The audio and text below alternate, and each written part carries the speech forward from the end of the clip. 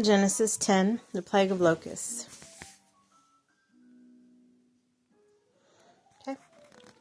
Then the Lord said to Moses, "Go to Pharaoh, for I have hardened his heart and the hearts of his officials, so that I may perform these signs of mine among them, that you may tell your children and grandchildren how I dealt harshly with the Egyptians, and how I performed my signs among them, that you may know that I am Lord." So Moses and Aaron went to Pharaoh and said to him, "This is what the Lord, the God of the Hebrews, says. How long will you refuse to humble yourself and be before me? Let my people go so that they may worship me. If you refuse to let them go, I will bring locusts into your country tomorrow. They will cover the face of the ground so that it cannot be seen. They will devour what little you have after the hail, including every tree that is growing in your fields.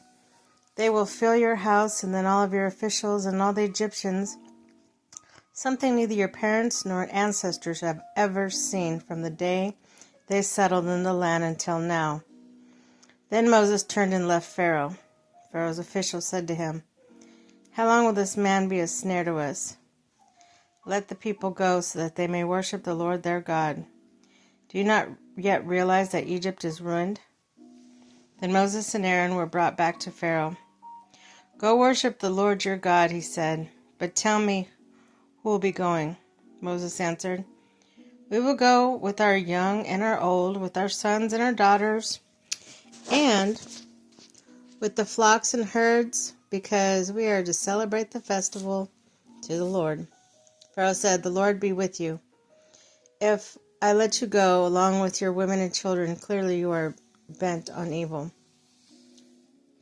No, have only the men go and worship the Lord, since that's what you have been asking for." And Moses and Aaron were driven out by Pharaoh's presence. And the Lord said to Moses, "Stretch out your hand over Egypt, so that the locusts will swarm over the land and devour everything growing in the fields, everything left by the hail." So Moses stretched out his staff over Egypt, and the Lord made an east wind blow across the land all that day and all that night. By the morning the wind had brought the locusts. They invaded all Egypt and settled down in every area in the country in the great numbers. Never before had been such a plague of locusts, nor will ever be again. They covered all the ground until it was black, and they devoured all that was left after the hail, everything growing in the field and the fruit on the trees. Nothing green remained on the tree or plant in all the land of Egypt. Pharaoh quickly summoned Moses and Aaron and said, "I have sinned against the Lord your God and against you. Now forgive my sin once more. I pray to the Lord your God to take this deadly plague from me." Moses then left Pharaoh and prayed to the Lord, and the Lord changed the wind to the very strong west wind, which caught up the locusts and cattled them to the Red Sea. Not a locust was left anywhere in Egypt, but the Lord hardened Pharaoh's heart, and he would not let the Israelites go. Plague of darkness. Then the Lord said to Moses, "Stretch out your hand towards the skies so that the darkness can be felt." So Moses stretched out his hand toward the sky, and total darkness covered all of Egypt for 3 days. No one could see anyone else or move about for 3 days. Yet all the Israelites had light in the places where they had lived.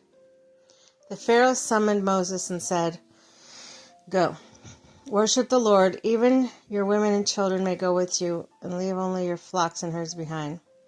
Moses said, "You must allow us to have sacrifices and the burnt offerings to present to the Lord our God. Our livestock, too, must go with us. Not a hoof is to be left behind. We have to use some of them in worshiping the Lord our God. And until we get there, we will not know which one we are to use to worship the Lord." But the Lord hardened Pharaoh's heart, and he was not willing to let him go. Pharaoh said to Moses, "Get out of my sight. Make sure you do not appear before me again. The day you see my face, you'll die." "Just as you say," Moses replied. "I will never appear before you again."